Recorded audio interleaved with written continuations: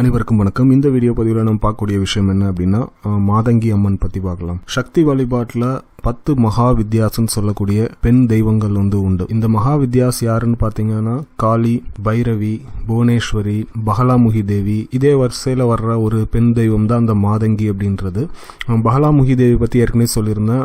ஏவல், செய்வினை இது போன்ற பிரச்சனைகளுக்கும் எதிரிகளை அழிக்கிறதுக்காகவும் வணங்க வேண்டிய ஒரு கடவுள். அதே மாதிரி இந்த மாதங்கி எப்படின்னா கல்வி, அறிவு இந்த மாதிரி விஷயங்களுக்காக வணங்க வேண்டிய கடவுள். இந்த மாதங்கி அப்படின்றது ஒரு தாந்திரிக கடவுள் தான். கிட்டத்தட்ட சரஸ்வதியை என்னென்ன மாதிரியான விஷயங்களுக்கு நம்ம வழிபடுறோமோ அதே மாதிரி விஷயங்களுக்கு இந்த மாதங்கியும் வழிபடலாம். இந்த மாதங்கியினுடைய நிறம்னு பாத்தீங்கன்னா மரகத பச்சையில இருக்கும், சிலர் ப்ளூ கலர்ல சொல்றாங்க. கையில வீணை வச்சிருக்கும் சரஸ்வதி மாதிரியே.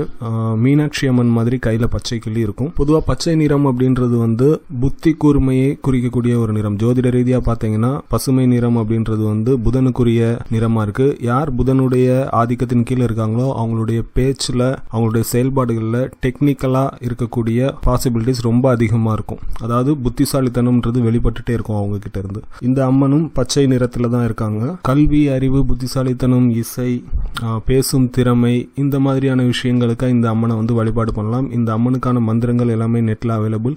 சோஸ்திர பாடல்கள் கூட யூடியூப்ல இருக்கும், நீங்க சர்ச் பண்ணீங்கன்னா வரும். எனக்கு தெரிஞ்சு இந்த அம்மனுக்கு டெடிகேட்டடா தனிப்பட்ட பெரிய கோயில்கள் தமிழ்நாட்டில் இருக்கிற மாதிரி தெரியல.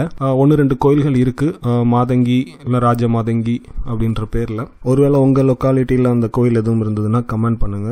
ஸோ யாராவது வழிபடணும்னு நினைச்சாங்கன்னா அவங்களுக்கு யூஸ்ஃபுல்லா இருக்கும். நன்றி.